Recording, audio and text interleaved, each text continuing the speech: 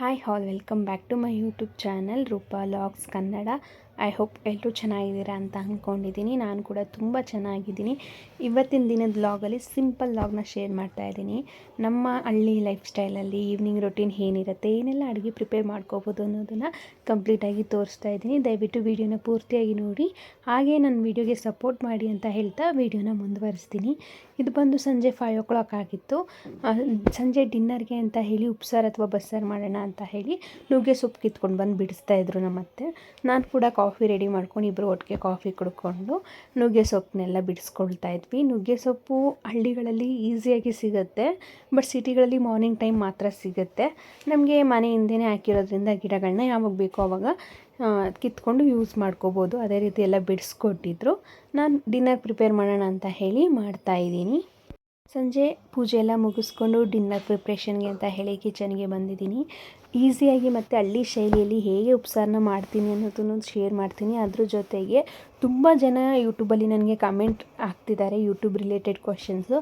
ಅದನ್ನು ಕೂಡ ನಿಮ್ಮ ಜೊತೆ ಮಾತಾಡೋದಿದೆ, ಅದನ್ನು ಕೂಡ ಮಾತಾಡ್ತೀನಿ. ಎಲ್ಲೂ ಸ್ಕಿಪ್ ಮಾಡದೆ ವೀಡಿಯೋನ ಪೂರ್ತಿಯಾಗಿ ನೋಡಿ. ಸ್ವಲ್ಪ ಕ್ವಶನ್ಸ್ ಕೇಳಿರೋ ಎಲ್ಲರಿಗೂ ಇದು ಹೆಲ್ಪ್ಫುಲ್ ಆಗಿರುತ್ತೆ ಅಂತ ಅಂದ್ಕೊಂಡಿದ್ದೀನಿ. ಫಸ್ಟು ಒಂದು ಕುಕ್ಕರ್ಗೆ ಸ್ವಲ್ಪ ನೀರು ಹಾಕಿ ಕಾಯಲಿಕ್ಕೆ ಬಿಡ್ತೀನಿ. ನೀರು ಕಾದ್ಮೇಲೆ ಅವರೆಕಾಳಿಂದ ಉಪ್ಸಾರು ಮಾಡ್ತಾ ಇರೋದ್ರಿಂದ ಅವರೆಕಾಳನ್ನ ತೊಳೆದು ಸೇರಿಸ್ಕೊಂಡು ಅದಕ್ಕೆ ಹಸಿಮೆಣ್ಸಿನ್ಕಾಯಿ ಮತ್ತು ಟೊಮೆಟೊನ ಸೇರಿಸ್ತಾ ಇದ್ದೀನಿ. ನಾನು ಸಿಂಪಲ್ಲಾಗಿ ಬೇಗ ಕುಕ್ ಮಾಡ್ಕೊತೀನಿ. ಫಸ್ಟೇ ಎಲ್ಲ ಕಟ್ ಮಾಡಿ ರೆಡಿ ಮಾಡಿ ಇಟ್ಕೊಂಡು ಆಮೇಲೆ ಕುಕ್ಕಿಂಗ್ನ ಸ್ಟಾರ್ಟ್ ಮಾಡೋದಿಲ್ಲ, ಫಸ್ಟ್ ಸ್ಟಾರ್ಟ್ ಮಾಡ್ಕೊತೀನಿ.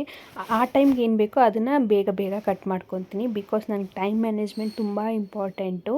ನಾನು ನಾರ್ಮಲಾಗಿ ಅಡುಗೆ ಮಾಡಬೇಕಾದ್ರೆ ಬೇಗನೆ ಮುಗಿಸ್ಕೊಳ್ತೀನಿ, ಬಟ್ ವಿಡಿಯೋ ಮಾಡ್ತಾ ಅಡುಗೆ ಮಾಡೋದು ತುಂಬ ಕಷ್ಟ ಅನಿಸುತ್ತೆ. ಆ್ಯಂಗಲ್ಸ್ನೆಲ್ಲ ಚೇಂಜ್ ಮಾಡ್ತಾ ಇರಬೇಕು. ಆ್ಯಂಡ್ ನನ್ನ ಹತ್ರ ಇರೋದು ಒಂದೇ ಮೊಬೈಲ್ ಆಗಿರೋದ್ರಿಂದ ಮಿನಿ ವ್ಲಾಗ್ಗೆ ಅಥವಾ ಲಾಂಗ್ ಫಾರ್ಮ್ ವೀಡಿಯೋಗಳಿಗೆಲ್ಲ ಒಂದೇ ಮೊಬೈಲಲ್ಲಿ ಶೂಟ್ ಮಾಡ್ಕೋಬೇಕು, ಸ್ವಲ್ಪ ಕಷ್ಟ ಅನಿಸುತ್ತೆ.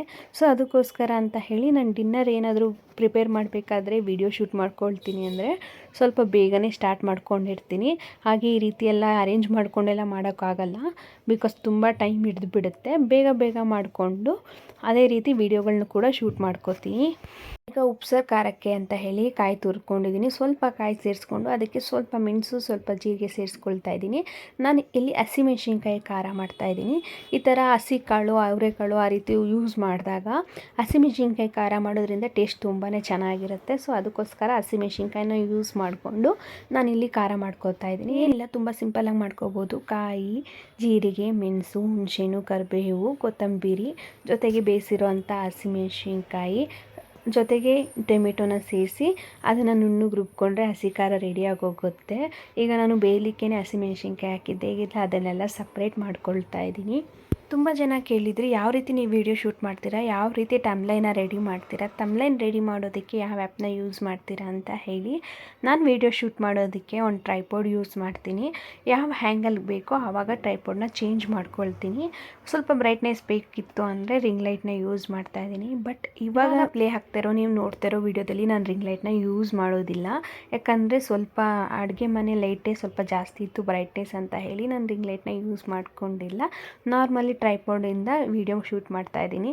ಆ್ಯಂಡ್ ನನಗೆ ವೀಡಿಯೋ ಶೂಟ್ ಮಾಡಬೇಕಾದ್ರೆ ಡಿಸ್ಟರ್ಬೆನ್ಸ್ ಇರಬಾರ್ದು ಅಂತ ಹೇಳಿ ಕಿಚನ್ ಡೋರ್ನ ಯಾವಾಗಲೂ ಕ್ಲೋಸ್ ಮಾಡಿರ್ತೀನಿ. ತುಂಬ ಆ್ಯಂಗಲ್ಸ್ನ ಚೇಂಜ್ ಮಾಡ್ತಾ ಇದ್ದೀನಿ. ನಾನು ಒಂದೇ ಮೊಬೈಲ್ ಯೂಸ್ ಮಾಡೋದ್ರಿಂದ ಎಲ್ಲ ಆ್ಯಂಗಲ್ಸಲ್ಲೂ ಒಂದೇ ಮೊಬೈಲಿಂದ ವೀಡಿಯೋ ಶೂಟ್ ಮಾಡಬೇಕಾಗುತ್ತೆ. ಸೊ ಟ್ರೈಪಾಡ್ನ ಲೆಫ್ಟಿಂದ ರೈಟ್ಗೆ, ರೈಟಿಂದ ಲೆಫ್ಟ್ಗೆ, ಮತ್ತು ಹತ್ತಿರದಿಂದ ಶೂಟ್ ಆಗಬೇಕಾದ್ರೆ ಹತ್ರ ತೊಗೊಂಡು ಬಂದಿಡ್ತೀನಿ, ಮತ್ತು ದೂರ ಬೇಕು ಅಂದಾಗ ದೂರ ತೊಗೊಂಡೋಗಿ ಇಡ್ತೀನಿ. ಈ ರೀತಿ ನಾನು ಮ್ಯಾನೇಜ್ ಮಾಡಿಕೊಂಡು ವೀಡಿಯೋ ಶೂಟ್ ಮಾಡೋದ್ರಿಂದ ತುಂಬಾ ಡಿಲೇ ಆಗುತ್ತೆ, ನನಗೆ ತುಂಬಾ ಟೈಮ್ ಬೇಕಾಗುತ್ತೆ. ಮತ್ತು ವೀಡಿಯೋ ಶೂಟ್ ಆಗ್ತಿದೆಯಾ ಇಲ್ವಾ ಅಂತಲೂ ಕೂಡ ಪದೇ ಚೆಕ್ ಮಾಡ್ಕೋಬೇಕು. ಆ್ಯಂಡ್ ನನ್ನ ಮೊಬೈಲಲ್ಲಿ ಸ್ಟೋರೇಜ್ ಇರೋದಿಲ್ಲ, 128 GB ಸ್ಟೋರೇಜ್ ಅಷ್ಟೇ. ಅದರಲ್ಲೂ ಬೇಗ ಸ್ಟೋರೇಜ್ ಆಗಿಬಿಡುತ್ತೆ. ಸ್ಟೋರೇಜ್ ಫುಲ್ ಆದಾಗ ವೀಡಿಯೋ ಶೂಟೇ ಆಗೋದಿಲ್ಲ. ಅದನ್ನು ಕೂಡ ಕಂಪ್ಲೀಟಾಗಿ ನೋಡ್ಕೊಳ್ತಾ ಇರಬೇಕು. ನಾನು ಇವಾಗ ಒಂದು ವೀಡಿಯೋ ಶೂಟ್ ಮಾಡಿ ಇಟ್ಕೊಂಡಾದಮೇಲೆ ಅದು ಪೋಸ್ಟ್ ಮಾಡಿ ಡಿಲೀಟ್ ಆದಮೇಲೆ ಇನ್ನೊಂದು ವೀಡಿಯೋ ಶೂಟ್ ಮಾಡೋಕ್ಕಾಗೋದು, ಅಷ್ಟು ಸ್ಟೋರೇಜ್ ಪ್ರಾಬ್ಲಮ್ ಇದೆ. ಇನ್ನೊಂದು ಮೊಬೈಲ್ ತೊಗೊಳ್ಳೋದು ಒಳ್ಳೇದಲ್ವಾ ಅಂತ ಹೇಳ್ತೀರಾ, ಹೌದು ತೊಗೋಬೇಕು. ಬಟ್ ಈಗಲೇ ನಾನು ಇನ್ವೆಸ್ಟ್ಮೆಂಟ್ನೆಲ್ಲ ಮಾಡೋದಿಲ್ಲ ಯೂಟ್ಯೂಬ್ ಮೇಲೆ ಅಂತ ಅಂದ್ಕೊಂಡಿದ್ದೀನಿ. ಆದಷ್ಟು ಜಾಸ್ತಿನೇ ಇನ್ವೆಸ್ಟ್ ಮಾಡಿದ್ದೀನಿ. ಈಗ ಮೊಬೈಲೆಲ್ಲ ತೊಗೊಂಡು ಸುಮ್ಮನೆ ವೇಸ್ಟ್ ಮಾಡೋದು ಬೇಡ. ಯೂಟ್ಯೂಬಿಂದ ಅರ್ನಿಂಗ್ ಸ್ಟಾರ್ಟ್ ಆಗಲಿ, ಅದರಿಂದ ಏನಾದರೂ ಒಂದು ಲಾಭ ಕಾಣ್ತು ಅಂದರೆ ಅದಾದಮೇಲೆ ಇನ್ವೆಸ್ಟ್ ಮಾಡೋದ್ರಲ್ಲಿ ಅರ್ಥ ಇದೆ. ಫಸ್ಟೇ ಜಾಸ್ತಿ ಎಲ್ಲ ಇನ್ವೆಸ್ಟ್ ಮಾಡಿ ಅದರಿಂದ ಏನೂ ಪ್ರಾಫಿಟ್ ಆಗಿ ಮಾಡೋಕ್ಕಾಗಿಲ್ಲ ಅಂದರೆ ಸುಮ್ಮನೆ ಬೇಜಾರಾಗುತ್ತೆ ಅಂತ ಹೇಳಿ ನಾನು ಈಗ ಮೊಬೈಲ್ಗೆ ಯಾವುದೇ ರೀತಿಯಾದಂಥ ಇನ್ವೆಸ್ಟ್ಮೆಂಟ್ ಮಾಡ್ತಾಯಿಲ್ಲ. ಇರೋ ಮೊಬೈಲಲ್ಲೇ ಮ್ಯಾನೇಜ್ ಮಾಡ್ಕೊಳ್ತೀನಿ. ಆದಷ್ಟು ವೀಡಿಯೋ ಆಗಿದ ತಕ್ಷಣ ಅದು ಎಡಿಟ್ ಆಗಿದ ತಕ್ಷಣ ಪೋಸ್ಟ್ ಮಾಡೋಕ್ಕೆ ಟ್ರೈ ಮಾಡ್ತೀನಿ. ಮತ್ತು ನಮ್ಮ ಹಳ್ಳಿಲಿ ನೆಟ್ವರ್ಕ್ ಇಶ್ಯೂ ಇರೋದ್ರಿಂದ ಬೇಗ ಪೋಸ್ಟ್ ಕೂಡ ಆಗೋದಿಲ್ಲ. ನಮ್ಮ ಹಳ್ಳಿಲಿ ನೆಟ್ವರ್ಕ್ ಇಲ್ಲದೆ ಇರೋದ್ರಿಂದ ಒಂದು ವೀಡಿಯೋ ಏನಾದರೂ ಪೋಸ್ಟ್ ಮಾಡಬೇಕು ಅನ್ನೋದಾದರೆ 2 ಅವರ್ಸ್ ಆದರೂ ಬೇಕಾಗುತ್ತೆ, ಅಷ್ಟು ಡಿಲೇ ಆಗುತ್ತೆ. ವೈಫೈ ಕೂಡ ಇಲ್ಲ, ಮೊಬೈಲ್ ನೆಟ್ವರ್ಕ್ನೇ ಯೂಸ್ ಮಾಡಿಕೊಂಡು ನಾನಿಲ್ಲಿ ವೀಡಿಯೋ ಪೋಸ್ಟ್ ಮಾಡಬೇಕು. ಅದು ಸ್ವಲ್ಪ ಪ್ರಾಬ್ಲಮ್ ಇದೆ. ಈಗ ಸಾಂಬಾರೆಲ್ಲ ರೆಡಿ ಆಯಿತು, ಅದನ್ನು ಒಂದು ಒಲೆ ಮೇಲೆ ಬೇಯಲಿಕ್ಕೆ ಬಿಟ್ಟಿದ್ದೀನಿ. ಅನ್ನ ಕೂಡ ಕೂಗೋಕ್ಕೆ ಇಟ್ಟಿದ್ದೆ, ಬಟ್ ಅದು ವಿಸಿಲ್ ಕೂಗ್ತಾ ಇರಲಿಲ್ಲ, ವಿಸಿಲೆಲ್ಲ ಈಚೆ ಬರ್ತಾಯಿತ್ತು. ಸೊ ವಿಸಿಲ್ ಕುಕ್ಕರ್ ಮುಚ್ಚಳ ಎಲ್ಲ ತೆಗೆದು ವಿಸಿಲೆಲ್ಲ ಕರೆಕ್ಟಾಗಿ ಹಾಕಿದ್ದೀನಿ ಅಂತ ಎಲ್ಲ ಚೆಕ್ ಮಾಡಿಕೊಂಡು ಮತ್ತೆ ಕ್ಲೋಸ್ ಮಾಡ್ತಿದ್ದೆ. ಅದು ಏನೇ ಆದರೂ ಕೂಗ್ತಾನೆ ಇರಲಿಲ್ಲ. 4 to 5 ಟೈಮ್ಸ್ ಕುಕ್ಕರ್ ಮುಚ್ಚಳ ತೆಗೆಯೋದು ಹಾಕೋದು ಮಾಡ್ತಿದ್ದೆ. ಸ್ವಲ್ಪ ಹಳೇದಾಗಿದೆ ಕುಕ್ಕರು, ಬದಲಾಯಿಸಬೇಕು. ಅಲ್ಲಿ ಬದಲಾಯಿಸೋವರೆಗಾದರೂ ಯೂಸ್ ಮಾಡೋಣ ಅಂತ ಹೇಳಿ ಮಾಡ್ತಿದ್ದೆ. ಸ್ವಲ್ಪ ಜನ ಕ್ವಶನ್ ಕೇಳ್ತಾ ಇದ್ದೀರಾ, ನಿಮಗೆ ಯೂಟ್ಯೂಬ್ ಪೇಮೆಂಟ್ ಬಂತಾ ಅಂತ ಹೇಳಿ. ನಿಜವಾಗ್ಲೂ ಅದಕ್ಕೆ ಆನ್ಸರ್ ನಾನು ಖಂಡಿತ ಒಂದು ಸಪ್ರೇಟ್ ವೀಡಿಯೋನೇ ಮಾಡ್ತೀನಿ. ನನ್ನ ಅರ್ನಿಂಗ್ಸ್ ಹೇಗಿದೆ, ಡೇ ಟು ಡೇ ಯಾವ ರೀತಿ ಅರ್ನಿಂಗ್ಸ್ ಆಗ್ತಿದೆ ಕಂಪ್ಲೀಟಾಗಿ ವಿಡಿಯೋ ಮಾಡ್ತೀನಿ. ಬಟ್ ಇದರಲ್ಲಿ ಒಂದೇ ಮಾತಲ್ಲಿ ಹೇಳಬೇಕಂದ್ರೆ ನನಗೆ ಇನ್ನೂ ಯೂಟ್ಯೂಬಿಂದ ಪೇಮೆಂಟ್ ರಿಸೀವ್ ಆಗಿಲ್ಲ. ರಿಸೀವ್ ಆಗಬೇಕು ಅಂದರೆ ತುಂಬಾ ಟೈಮ್ ಇದೆ. ಯಾಕೆ ಅಂತಲೂ ಮುಂದಿನ ವೀಡಿಯೋಗಳಲ್ಲಿ ನಾನು ನಿಮಗೆ ಶೇರ್ ಮಾಡ್ತೀನಿ. ಈಗ ಪಲ್ಯ ಒಗ್ಗರಣೆ ಮಾಡ್ಕೊಳ್ಳೋಣ ಅಂತ ಹೇಳಿ ಬಾಣಲಿಗೆ ಎಣ್ಣೆ ಹಾಕಿ ಕಟ್ ಮಾಡ್ಕೊಂಡಿರೋಂಥ ಈರುಳ್ಳಿ, ಮೆಣಸಿನ್ಕಾಯಿ, ಕರಿಬೇವು ಎಲ್ಲ ಸೇರಿಸಿ ಫ್ರೈ ಮಾಡ್ಕೊಳ್ತಾ ಇದ್ದೀನಿ. ಅದು ಗೋಲ್ಡನ್ ಫ್ರೈ ಆಗೋವರೆಗೂ ವೆಯ್ಟ್ ಮಾಡಬೇಕು. ಹಸಿ ಇದ್ದರೆ ತಿನ್ನೋಕ್ಕಷ್ಟು ಚೆನ್ನಾಗಿರಲ್ಲ ಅಂತ ಹೇಳಿ ಅದು ಚೆನ್ನಾಗಿ ಫ್ರೈ ಆಗಲಿಕ್ಕೆ ಬಿಡ್ತೀನಿ.